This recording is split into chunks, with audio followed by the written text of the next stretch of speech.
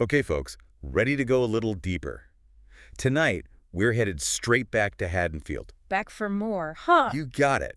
We had a ton of requests to really dig into Halloween 10 I bet. and, going past the surface. You know what I mean? Like, yeah, everybody knows the mask and the music. The basics. But what about all the stuff that made it tick, you know? The good stuff. Exactly. And how it changed things. So, Halloween the 2nd, 1981. Buckle up. This is where the sequels really get rolling. That's right. This one picks up, like, immediately after the first film. No break. Hold on. So we're talking Tonight. same night, Laurie Strode is having, like, the worst night of her life, and it just keeps going. Pretty much, yeah. No time to catch your breath. It's like one long nightmare. I mean, I could see how that'd mess a person up. But it wasn't all the same, right? Didn't they switch things up? Setting and stuff? Oh, yeah. Big time. Think about it this time. We're in a hospital. Not exactly your typical slasher setting. Not at all. You think suburbs, dark streets, when you think about Michael Myers? Exactly. Yeah. But they made the hospital scary in its own way. Absolutely. Think about it. You're in a place for healing. It's supposed to be safe. Right. But in this movie, it's like Yeah, the yeah. building itself becomes another threat. Every hallway, every dark corner could be, well, It plays with your expectations. Yeah. Hospitals are supposed to help, to protect, and then they turn it on its head. yeah. Like, who do you trust if the hospital isn't safe?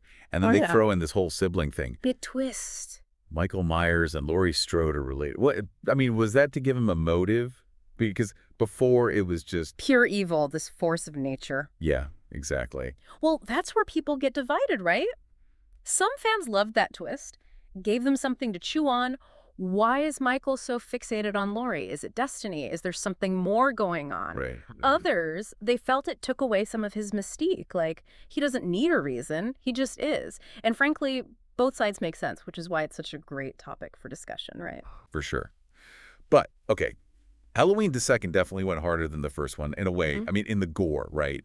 You've seen that too? Oh, absolutely. You can't separate that from what was happening in horror overall. This Yeah. is the early 80s. Friday the 13th had come out. There was this push to, up the stakes. Up the body count. Yeah, and crank up the intensity.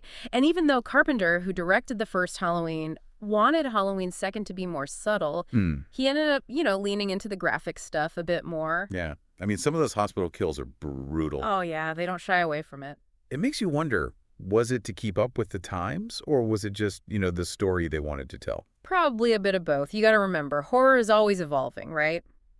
What scares us changes, and filmmakers have to adapt. That's true. And then, of course, we had to talk about Dick Warlock. He takes over as Michael Myers in this one. Different vibe entirely. He was intimidating. Really brought this methodical, cold kind of energy to the role. Oh, for sure. Like Nick Castle from the original. He was all about lurking in the shadows. But Warlock, he's right there. You know he's coming for you. Absolutely. It's less about jump scares and more about this relentless, unstoppable force. Like, the shape has evolved. It's almost like, I don't know, Michael's enjoying it more in this one. Yeah, he's less reactive and more like a hunter stalking his prey.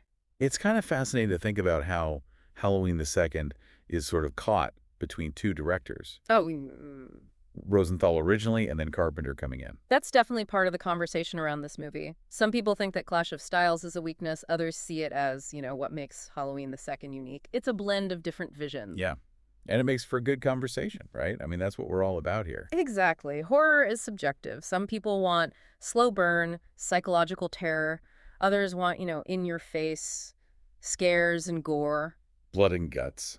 But what everyone can agree on is the music is amazing. John Carpenter and Alan Howarth, this score is something else. It takes that iconic Halloween sound and just dials it up. It's unsettling, atmospheric. The use of synths is incredible.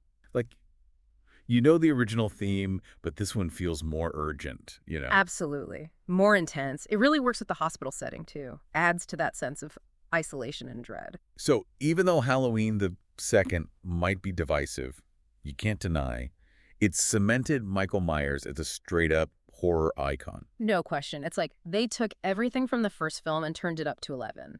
And it influenced so much that came after. The unstoppable killer, the hospital setting, all those tropes owe something to Halloween the 2nd. Crazy, right? Just how much impact this one film had. So there you have it.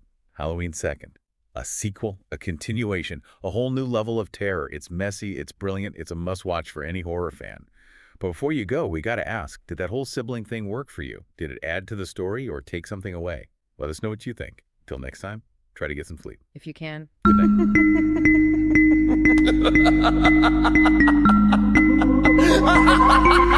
night.